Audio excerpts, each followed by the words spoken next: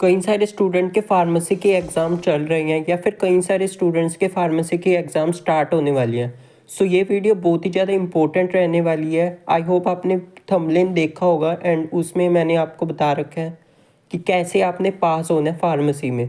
सो ये वीडियो अगर आप अच्छे से स्टार्टिंग से लेकर एंड तक देखते हो तो आपके जो मार्क्स है वो इंक्रीज़ होने वाली है एंड आप इन पॉइंट्स को फॉलो करके अपने एग्ज़ाम को पास कर सकते हो, वो भी बिल्कुल आसानी से। सो चलिए गाइस अब वीडियो को स्टार्ट करते हैं। इस वीडियो में हम लोग 3 पॉइंट को डिस्कस करने वाले हैं। सो हमारा सबसे पहला पॉइंट है कि आपने कोई भी क्वेश्चन को स्किप नहीं करना। सो सबसे पहले आपने क्या करना है कि जब भी आपके पास क्वेश्चन पेपर आए सो उससे रिलेटेड आपको कोई भी क्वेश्चन है तो उसका आपने आंसर अटैम्प्ट करना है। चाहे आपको क्वेश्चन आता हो या नहीं आता हो, उससे रेलेवेंट जो भी इंफॉर्मेशन जो भी आपको पता है उसके टॉपिक से रिलेटेड वो आपको अपनी आंसर शीट में लिखना है। क्योंकि कई बार क्या होता है कि बहुत सारी पेपर्स आती है, यूनिवर्सिटी के बहुत सारे पेपर्स होते हैं जिसमें जो एग्ज़ामिनर होते हैं वो हर एक लाइन को अच्छे से नहीं पढ़ते, वो सिर्फ देखते हैं कि क्या क्या पॉइंट उन्होंने मेंशन कर रखे हैं। तो आपको क्या करना है कि सबसे पहले कोई भी क्वेश्चन को स्किप नहीं करना है। जितने भी क्वेश्चन है उसको आपने अच्छे से अटैम्प्ट करना है एंड उससे रिलेटेड जो भी आपको आता है वो आपने आंसर में लिख देना है। सो ये था हमारा पहला पॉइंट। अब हम नेक्स्ट पॉइंट के बारे में डिस्कस करते हैं। Focus on important questions and topic. तो फिर जो आपका सिलेबस है उसमें से जो मैक्सिमम पोर्शन होते हैं वो मोस्ट इम्पोर्टेंट टॉपिक से ही आते हैं। यानी कि जो आपका क्वेश्चन पेपर है उसमें जो इम्पोर्टेंट टॉपिक है वो आपके एग्ज़ाम में आते ही आते हैं। सो आपको चैनल पे भी मेरी वीडियोस देखने को मिल जाएगी। मैं भी आपको रेगुलर इंपॉर्टेंट क्वेश्चंस प्रोवाइड करता रहता हूँ। तो प्लेलिस्ट पे जाकर आप वो वीडियोस देख सकते हैं जिसमें मैंने टॉपिक वाइज बता रखा है कि कौन कौन से टॉपिक हैं और उनके कौन कौन से कौन कौन से सब्जेक्ट के कौन से मोस्ट इम्पोर्टेंट क्वेश्चन है। तो सबसे पहले तुम्हें क्या करना है कि अगर अभी तुम्हारे पास कम टाइम है तो उन क्वेश्चंस को तुमने सबसे पहले प्रिपेयर कर लेना है एंड ये क्वेश्चंस करने के बाद फिर अगर कोई और टॉपिक तुम्हें पढ़ना है तो वो भी तुम पढ़ सकते हो, लेकिन सबसे पहले तुमने इन क्वेश्चंस को अच्छे से पढ़ना है। अब बात आती है कि तुम्हें इनको पढ़ना कैसे है।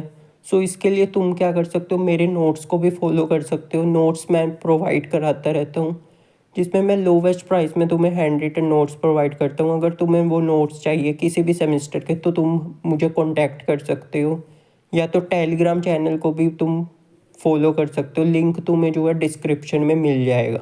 नेक्स्ट आती है कि तुम्हें क्या करना है कि प्रीवियस ईयर क्वेश्चन पेपर को भी अच्छे से स्टडी करना है। तो इसके लिए क्या कर सकते हो, जो प्रीवियस 5 ईयर के क्वेश्चन पेपर है उसको तुमने निकाल लेना है एंड उसको एनालाइज करना है कि कौन से क्वेश्चंस तुम्हारे इम्पोर्टेंट है। सो उसको भी तुमने देख लेना है। यानी कि सबसे पहले इम्पोर्टेंट क्वेश्चन पढ़ने के बाद तुमने क्या करना है कि प्रीवियस ईयर क्वेश्चन पेपर के जो क्वेश्चंस है उनको पढ़ना है। सो इससे तुम्हें पता चल जाएगा कि 2 मार्क्स में कौन से क्वेश्चन आ रही है, 5 मार्क्स में, 10 मार्क्स में कौन से क्वेश्चन आ रहे हैं। सो उनको तुम अगर अच्छे से कर लोगे तो तुम आसानी से पास हो जाओगे अपने एग्ज़ाम में। सो नेक्स्ट हमारा पॉइंट है पेपर प्रेजेंटेशन स्किल। सो तुम्हें पेपर को प्रेजेंट करने की स्किल लानी चाहिए। यानी कि मैंने भी एग्ज़ाम दिया फार्मेसी के तो मुझे पता है कि किस तरह से तुम्हें पेपर लिखना है एंड मैंने भी, जब मुझे कुछ भी नहीं आता होता था तब भी मैं अपने एग्ज़ाम में पास ही नहीं होती अच्छे मार्क्स लेके आया हुई हूँ। और बिल्कुल 1-2 दिन एग्ज़ाम में पढ़ने से मैं इतने अच्छे मार्क्स लाया हूँ। तो तुम भी ऐसे ही कर सकते हो कि तुम्हें क्या करना है कि अच्छे से पेपर को प्रेजेंट करना है।